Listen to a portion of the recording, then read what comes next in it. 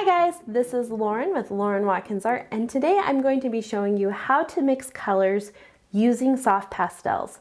Soft pastels can be a little bit tricky when learning how to color mix because you don't mix them on a palette like you would traditional paint. So let's compare and contrast the differences between pastels and paint. With your traditional paints, you have a palette to mix on, but with pastels being a dry medium, you don't have a palette to mix it on. So you have to do all of your mixing on your paper. With paints, you can have a very limited amount of paints to choose from, but an infinite amount of color mixes because you have the luxury to mix it on a palette before you apply it to your paper. This is why so many artists use a limited color palette for their artworks. So you might see a split primary palette where they just have a warm and a cool red, a warm and a cool yellow, and a warm and a cool blue. And if it's watercolor, that's all they have. And if it's acrylics or oil paints, they might have black and white. That way they can create different values of those colors. But using that limited palette, they can create infinite amount of pictures. Some artists I know only use that palette ever and they don't use any other colors. With pastels, it's not that easy because you don't have the luxury of mixing it on your palette, you have to mix it on your paper. But you don't want to add too many layers of pastel on your paper, else you fill in the tooth of your paper and you can't do layers of other things over the top of it. So many artists will have a huge selection of pastels to choose from so that they have more colors and they can get the exact color they want more easily without having to mix. But if you are just starting out, seeing those huge selections of pastels that many professional artists have can be intimidating and make it feel like you can't create beautiful pastel work because you don't have the color selection that they have. And this is something that can happen in paints as well. I know when I first started out buying paints, I kept thinking, well, if I just buy this color, I'll be a better artist. But the reality is I needed to learn how to mix colors and understand color theory. With pastels, when you're getting started, it is really important for you to learn how to layer and mix your colors because that will help you understand how your pastels work and it will help you be able to utilize your pastels more and become a better artist. Because we see those huge selections that pastel artists have, but the reality is they still do color mixing on their paper. They don't utilize every pastel in their collection for every piece of art. They still go shopping, essentially is what I call it, and pick out the colors they think will work, and then they layer them up to create a harmonious picture. You want to have the colors that you use in your picture to be bounced around so that it's not in just one spot. This will help your picture have unity, help it look cohesive, and make it look like everything goes together. So in today's video, I want to show you how to make the most of the pastels you do have. The worst thing you can do is not use your supplies. Even if you have hundreds of pastels to choose from, if you're not using it, what's the point? You're going to be better off as an artist by having a limited supply and using it and making the most of what you do have, and then eventually supplementing it with more supplies. Okay? So let's get started and I'll show you how to color mix. So first up, let's talk about ways to blend our soft pastels because we need to know the different ways to blend them so that we know how to color mix, right?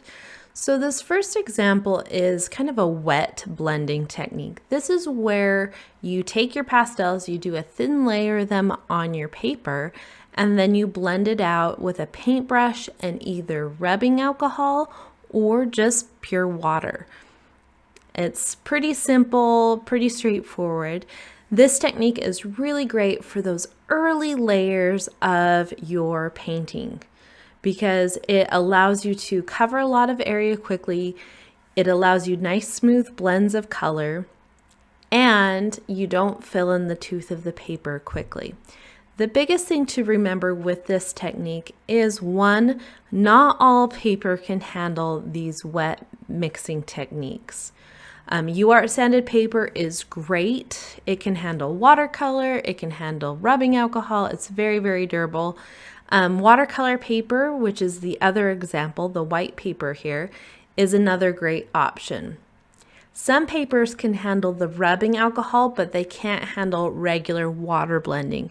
That's because rubbing alcohol dries more quickly, and so it's not as likely to break down the paper. But just something to keep in mind. I have noticed that rubbing alcohol tends to give me a smoother blend, especially on like Uart sanded paper. The water does well on watercolor paper because it can handle a larger amount of water. So you have more water to help you blend, but you do have a longer drying time and there can still be more texture. But you can see the colors that we mixed and created by doing this wet blending technique. And this watercolor paper is very, very textured. It's a rough press watercolor paper, but here you can see the different results from that wet blending technique. So the second method is the traditional blending method with pastels. This is what you see a lot. This is where you lay down pastels onto your paper and then you use some kind of tool to blend it out. This can be your fingers, this can be a blending stump or a cotton bud. There are a lot of different ways to blend out your pastels and they will all give you different results. I have a whole video just breaking down different ways to blend your pastels using different tools. But the bottom line is you'll rub that tool all over the pastel and it will blend it out. And this is really great to help push the pastel into the tooth of the paper, give you a really uniform blend, and it will help take off any excess pastel you have so that the tooth of the paper doesn't get filled up too quickly.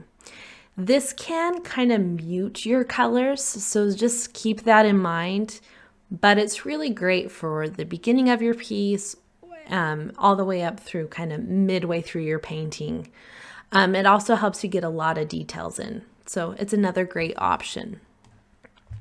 The third blending technique we're going to cover is just by layering your pastels and letting them blend naturally. So this is where you just layer different colors of pastels on top of each other and they will blend from the friction of the pastels rubbing across the pastel that's already on the paper. This is what gives you kind of that pastel look. So if you look at professional pastel art, a lot of it will kind of have this kind of speckly, whimsy look, and this is how it's achieved. Some artists I know don't do any or very minimal other blending techniques other than this. I love this technique because I love that you can like step away from the picture and look at it from a distance and the color looks one way, but then when you get close, you can see the different speckles of different colors where they didn't perfectly mix. And this creates so much interest and texture within your picture. But this can create really thick layers of pastel. So it's just something that you have to be careful with how much you're layering so that you don't fill in the tooth of your paper very quickly. But I love this technique. So now let's talk a little bit about color theory. Color theory is understanding how color works, and this will give you a foundation of how your pastels will interact with each other. So to start it off, we have our primary colors, red, yellow, and blue, or specifically magenta, cyan, and yellow, but we're not going in that today. But from our primary colors, we create secondary colors. So if you mix red and yellow together, you get orange, blue and yellow, green, blue and red, violet. And those are kind of our foundational colors. And from there, we move on to our tertiary colors. So tertiary colors are the colors you get when you mix a primary color and a secondary color together. This is where you start getting like the endless spectrum of colors available. So a red and an orange together make your red-orange colors. Yellow and green make your yellow-green. Then you have blue-green, blue-violets, red-violets. This is where you start getting the more nuanced colors. And if you look at a color wheel, you can start to see the undertones kind of peeking through and help you understand the subtle differences between a color. So you might have a red that leans just a little bit more orange in undertone, whereas you might have a very cool red that leans a little bit more violet or pink. Same with a green. You could have a really cool green that's almost like turquoise, but a very bright green that is very, very yellow. So learning to look at the color wheel and kind of picking out where your colors fall on the color spectrum can be really helpful. The other thing with the color wheel is you can pick out opposite colors.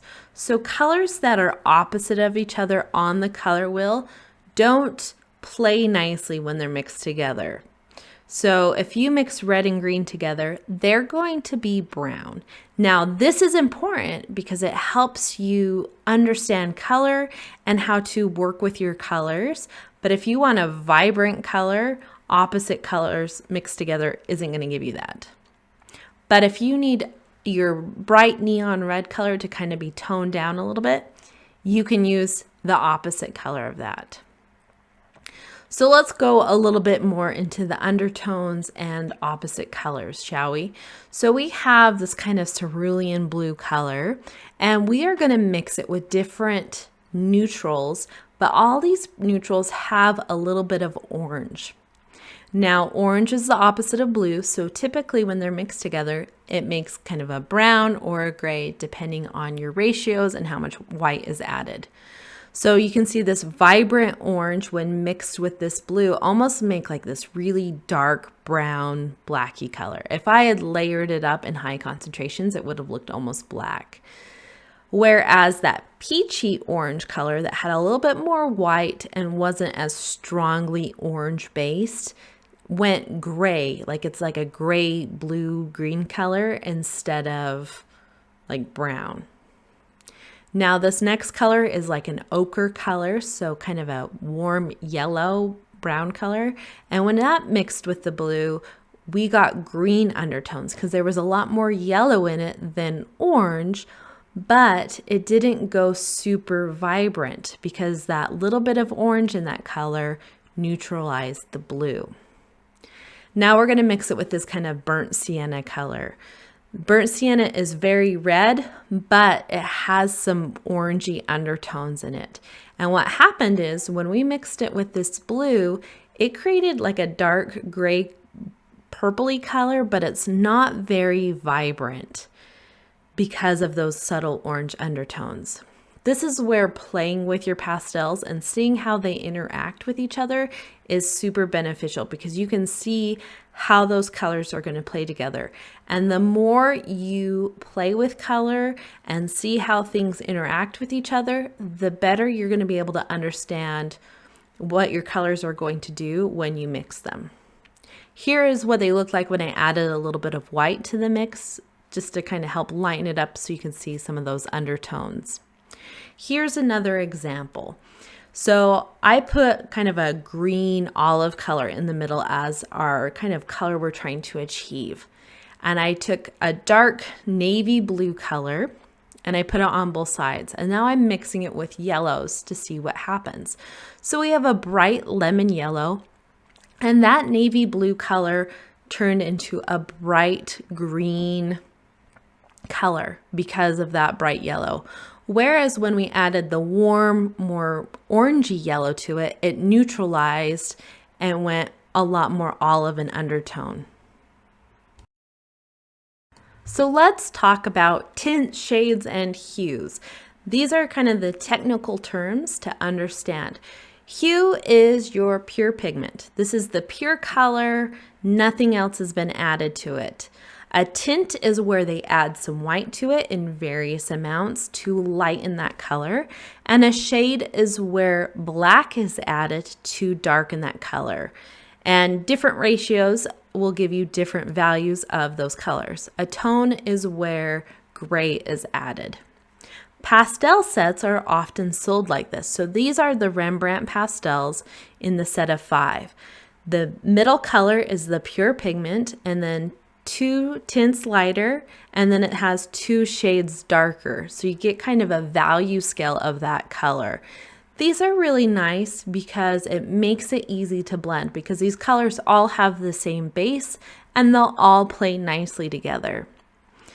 It also is good to know that some brands sell really large spectrums of value in each color family, and they'll have like 10, 15, even 20 of color options of colors in the same color family, but they have different amounts of black or white or gray added to them. Knowing this, let's try to apply it to our limited set.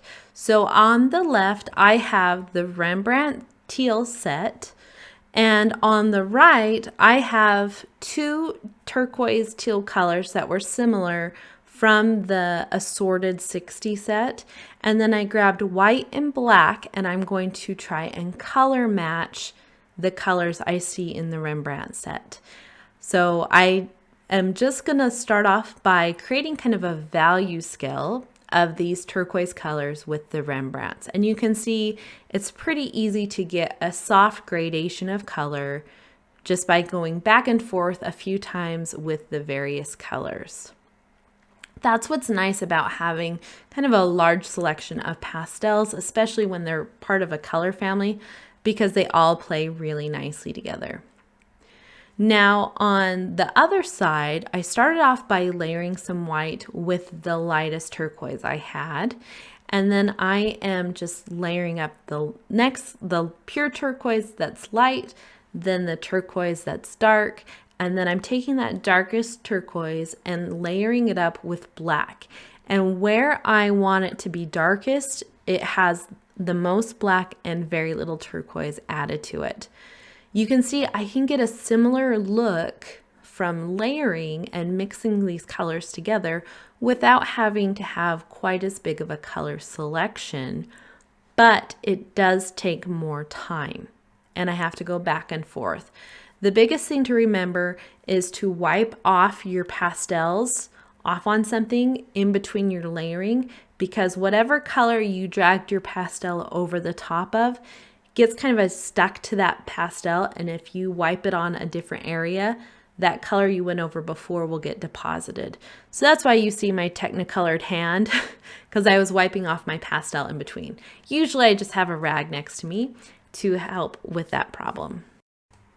So next up, let's talk about when to mix colors. When do you need to color mix on your set?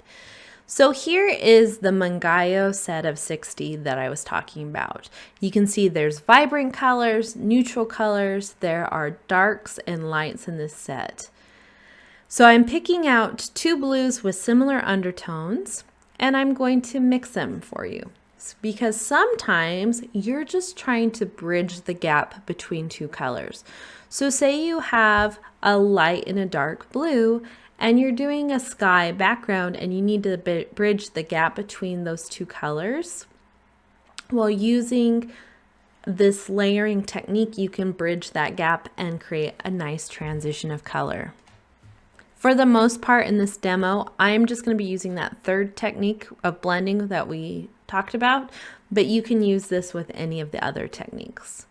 You can also just subtly change a color. So say you're not trying to create a gradient, but you do need a specific color of blue. Well, take some of your blues you have and see if you can tweak and adjust it for that specific area of your picture.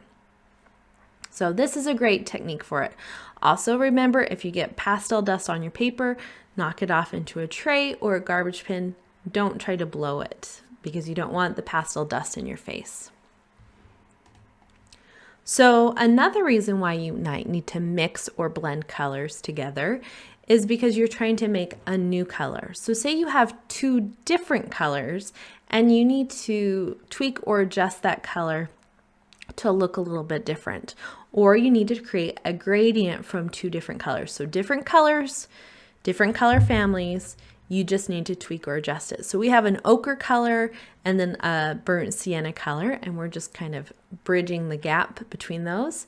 Or if you have a color that needs to be subtly adjusted, so say you have an ochre color and you really like it, but it just needs to read a little bit warmer, maybe a little bit more orange, then you could just do a light layer of the burnt sienna over the top. And that will help you kind of subtly tweak or adjust the color. Another reason why you might be mixing colors is to adjust the value. So you're not really changing the color per se, you're just changing the value of it. So maybe it needs to be lighter or it needs to be darker. So in this example, I'm showing you how to lighten it up. This is kind of like what I was showing you on the previous turquoise example, but I'm using the dark turquoise and I'm creating a gradient by layering white over the top. Now, if you need to be specific and create like a very specific tone and it needs to be very pale, I really recommend doing a light layer of pastel first and then doing your dark color over the top. That will keep you from accidentally depositing too much of that dark color, which can be hard to cover up. But again, you can do subtle differences in your gradients with this. So maybe you just need to lighten it up just like one step or two. You could just do a light layer of white over the top and then blend it out. Now let's do the opposite problem. Say you have your pure color and you need to create a darker shade of it. Well, you can darken it up using black. Another option though is by darkening it up using a different dark color. So instead of using pure black, maybe you want to have it stay a little bit more vibrant or lively, so you take a different dark in your collection. So I grabbed the navy blue in that set and darkened up the pastels, or darkened up that turquoise color. Now it won't get quite as dark as using pure black, but it can be a little bit more lively. So this is where you can start being a little bit more creative with how you layer or mix your colors. It doesn't always have to be pure white or pure black that you're mixing with your colors to change the value of it. Now here is an example of the same kind of magenta purple color. It's kind of like a Barney color mixed with different colors. So I mixed it with two different kinds of gray. I mixed it with white. I mixed it with black, turquoise, blue, pale blue, yellow, kind of a burnt sienna color, and pink. And all of those colors ended up a little bit different. So that's where experimenting with your pastels can be really helpful. So now let's transition to more complex color mixing.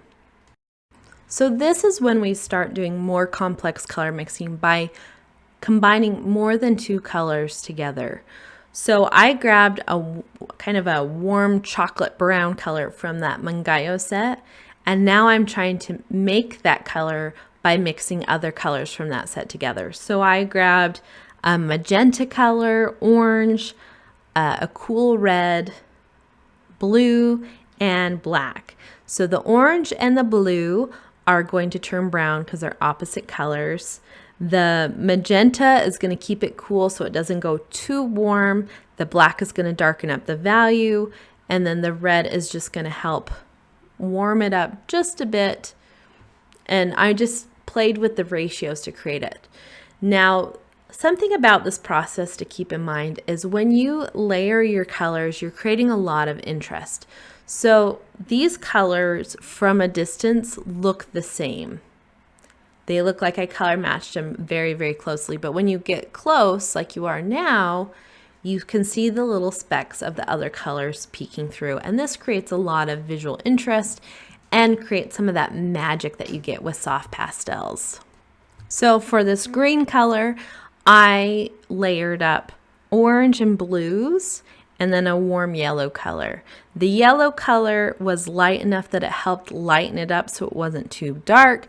The navy color helped dull down the orange, and I just played with the ratios to get that color the way I wanted it. Now this one I ended up coming back to. I was trying to color match this light blue, which is just white and blue, not a super complex mix, but it's a good example of why if you're trying to mix a light color, to start with the lightest color and then just do a little bit of that darker, because that blue that I mixed is really dark and I couldn't do any more layers over the top of it to lighten it up more. With this orange color I'm mixing, I mixed a cool red and then a warm yellow together. Now there is a vermilion color in this set that is very warm. It's a warm red orange color, but it was so close to the example color I felt almost like it was cheating to use that. But this is a good example of why undertones matter. That cool red and that warm yellow together couldn't get me the same vibrancy. I could get close, but I couldn't get that same vibrancy that you see in the first orange color, just because I had a warm yellow, but a cool red. If I had had a warm red, I could have gotten it pretty exact. Now let's try to mix this navy color. And this is another example of why the order in which you layer your colors matters. So I started off with kind of the blues, and then I did black and then the magenta over the top, and then it was too dark when I added black. So then I did blue over the top, and I couldn't quite get it. I knew those were the colors I needed, but I just couldn't get it because I did that blue over the top and it was now reading a little too light. So then I decided to switch up my layering. So I did the blue first, the light blue first, the magenta to help cool it down, make it lean a little bit more purple, and then I did the black over the top, and that got me a lot closer to what the practice piece was. Now the paper I'm working on is just scrap drawing paper, and so it's not the best for blending pastels, but it's good for practicing and playing with. But it is crazy to see all of these colors together. Now you can see I did a little bit of white next to that light blue color. Then I did the blue on top, and now I'm going to go back over with the white. And this is giving me a lot easier of a time to get that light blue color. It's almost a little too light here, but I could add another layer of blue to just darken it subtly. But I really recommend paying attention to the order in which you're laying your pastels so that you get the results you want, because the order does make a big difference. So let's talk about preventing color mixing, because sometimes your problem isn't mixing your colors, it's trying to keep them from mixing. So I'm going to demo two different types of paper for this example, and I'm using high contrasting colors, black and white, so that we can really understand how to prevent our colors from mixing. So our first example is just kind of our control. We did a layer of black, and then we're trying to layer white over the top. I'm using two different types of white. I'm using the Prismacolor New Pastel, which is a very hard pastel, and then the Mungyo white pastel. So our first experiment, we are testing soft pastels layered over our pastels. So I have the same black base, and then I have our two main white pastels, and then I have the Sennelier pastel that is a lot softer. And we're going to see how that layers up. Now, I did make a mistake on the orange example. I forgot to wipe off that black off of that pastel before I went over it again, and that dulled it down a little bit.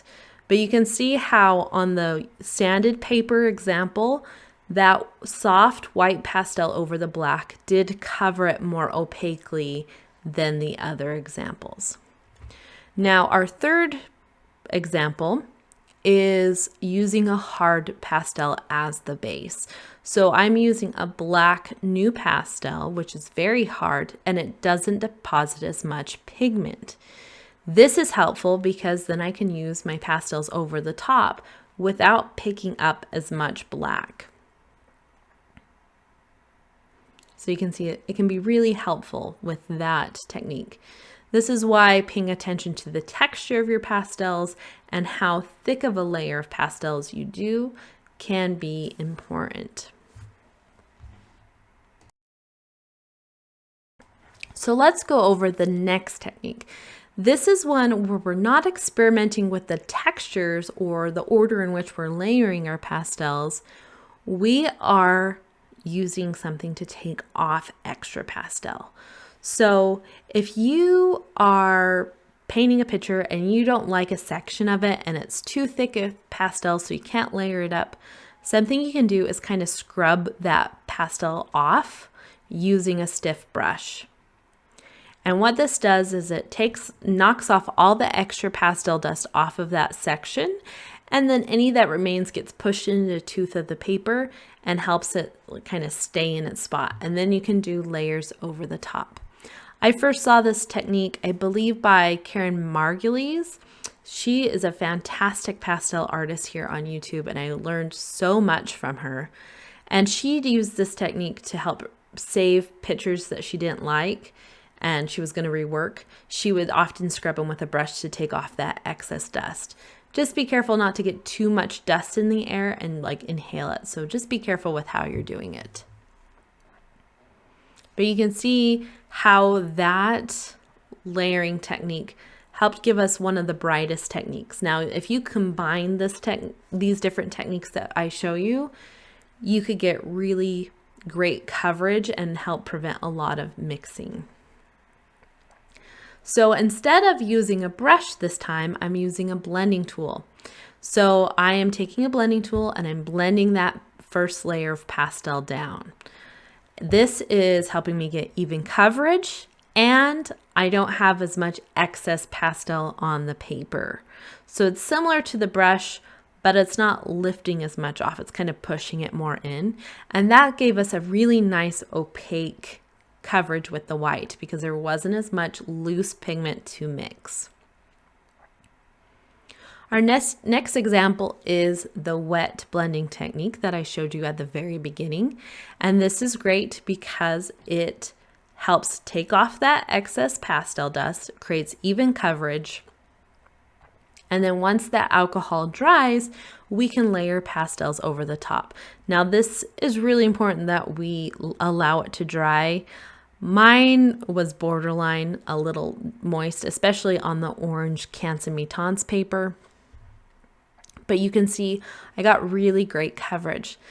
This is also a great example of how the different papers respond. So the sanded paper can take a lot more layers more easily than the orange Mi-Teintes paper. So for our last example, I am doing the layer of the black just like before, but then I'm going to spray it with workable fixative. So this can be really helpful if you have a lot of layers down, but you like them, you're not trying to remove them, but you just need to do a little bit more detail over the top. A workable fixative like this one kind of helps seal everything in, kind of helps stabilize those pastel layers, and then you can do layers over the top. Something to keep in mind, workable fixative can darken your layers. And so you don't want to spray it too much if you don't want to have to like lighten up a lot of things. But if you have a lot of pastels that are light in your set and you need to darken up a whole area, spraying a little bit of that workable fixative can help darken a whole section of your picture really easily. So let's go over some other tips and tricks and start combining some of the concepts we've been over so far. These aren't necessarily in any particular order. They're just kind of following along with this picture. So the first tip I have is to pick the right paper for the job. So before you even get started, think about what your picture is, what you're trying to draw, how you're going to approach it. Are you going to be doing a watercolor wash, or are you going to be doing any ink work? Are you going to be blending out the early layers of pastels with water or rubbing alcohol? Then how much detail do you want to do? How many layers do you want to do? All of that's going to have a big impact on how you approach your picture and what kind of paper to choose. If you are going to be doing a lot of color mixing, a lot of layering, you want a paper that can handle those layers. So like Uart sanded paper, or in this case, I'm using Pastelmat paper. This has a very velvety texture. It's not quite as abrasive as Uart paper, but it can still handle a lot of layers. If you were going to be working with a limited color palette, but also be using a more traditional pastel paper like Canson Mi-Teintes paper, then I would recommend picking a toned paper or a colored paper that fits the undertones of what you're trying to create with your picture. That way it will help aid you in getting those base colors down and help you not have to color mix or fight the white of the paper. So if you were going to be painting a picture of the desert in southern Utah, which has a lot of red and orange and rust undertones, then I would really recommend picking a paper that has those warmer undertones. If you were going to be painting a winter scene and you had a limited color palette, I would pick like a gray or a blue colored paper to really help you start getting those base colors down. And that can be really helpful if you have a limited color selection to choose from.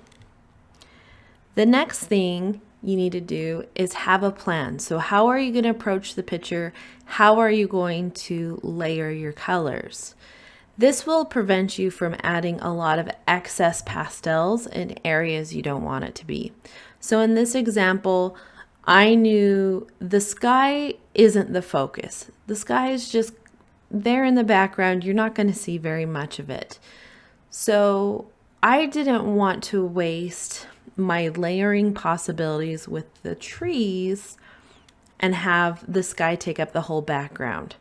So I kind of blocked out where the largest trees would be and then just painted the sky around that. I also worked in light layers and I did blending early on. So I did alcohol washes to help with some of that early blending. I layered pastels over the top in thin light layers, and then I'm blending it using a blending tool.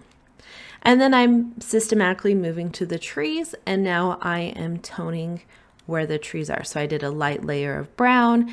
I knew that there needed to be a shadow side of those trees, so I put a little bit of blue in over the top. And now I'm blending it together with the rubbing alcohol. This is another thing I love about rubbing alcohol is it doesn't flow everywhere. And so it allows you a lot of control when you are layering and blending your pastels in those early layers of your picture. Part of the benefit of blending those early layers is that it helps you push that pastel into the tooth of the paper and then take any excess off, and it can allow you to get really even blends. This is great because it helps you not fill in the tooth of the paper too quickly. And then the other thing that I mentioned was working in light layers. So keeping a light hand, getting comfortable and just gently grazing that pastel over the top of your paper instead of pushing really hard. That way you can start to build up your color, you can mix it, but you aren't filling in the tooth of the paper super quickly. And by doing those things, blending light layers of pastel, it will allow you to have more color mixing possibilities and allow you to fine tune and tweak your picture and add all those details you want. My next tip is to try to make the most of the colors you have and see if there are easy ways to just kind of tweak or adjust that color to look the way you want. So say you are trying to get a nice cool green that has a lot of blue undertones and it needs to be darker in value.